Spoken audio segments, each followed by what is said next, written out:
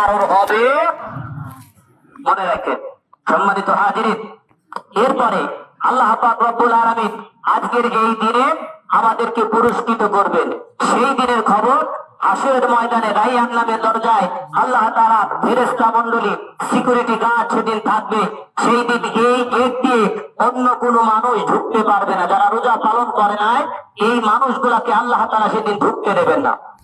আল্লাহ পাক রব্বুল আলামিন ওই বান্দাকে এমন একটা পরিবেশের ভিতরে যখন দাখিল করা হবে, বান্দা ওই জায়গায় যখন হাজির হবে, হাজির হওয়ার পরে বান্দা যা কিছু চিন্তা করেছিল, কল্পনার ভিতরে ছিল আমি এইরকম খাবার খাওয়ার মতন মানুষ, কিন্তু আল্লাহ তাআলা যেই দিন আমাকে আপনাকে পুরস্কৃত করবে সেই দিন আমাকে আপনাকে খাবার এমন খাবার দেবে যা আমার আপনার চোখ কোনোদিন দেখেনি, কান কোনোদিন শোনেনি, অন্তর কোনোদিন কল্পনাও করেনি।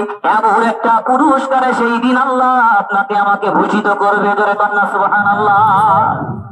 সম্মানিত হাজিরিন, তাহলে সেই পুরস্কার পাওয়ার জন্য চেষ্টা করা যাবে তো ইনশাআল্লাহ? আপনারা যারা রোজা পালন করেছেন তাদেরকে আল্লাহ তাআলা এই খবর দিয়েছে, যারা এই রোজা পালন করতে পারেননি নবীজি ঘোষণা দিতেন যারা রোজা পালন করেনি তারা আমাদের ঈদগাহে আসো না। এটা নবীজির কিন্তু খুব কঠোর ঘোষণা। যারা রোজা পালন করেনি তারা ঈদগাহে আসবে না, এরকম ঘোষণা দিতেন। তার মানে এই ঘোষণার দ্বারা আপনার উপরে আল্লাহ রাসূল খুশি হচ্ছেন না বেজার হচ্ছেন? খুশি না বেজার হচ্ছেন? বেজার হচ্ছেন, কারণ আপনি আমল করেননি। আল্লাহ তাআলা আমাদের সবাইকে আমল করার তৌফিক দান করুক। সকলে বলি আমিন। আর কথা বলবো না, এখনই মুনাজাত হবে ইনশাআল্লাহ। ইস্তিগফার করুন। আস্তাগফিরুল্লাহ রাব্বি মিন কুল্লি যামবি ওয়া আতুবু ইলাইহি লা হাওলা ওয়া লা কুওয়াতা ইল্লা বিল্লাহিল আলিয়্যিল আযীম। আস্তাগফিরুল্লাহ রাব্বি মিন কুল্লি যামবি ওয়া আতুবু ইলাইহি لا حول ولا قوة إلا بالله العلي العظيم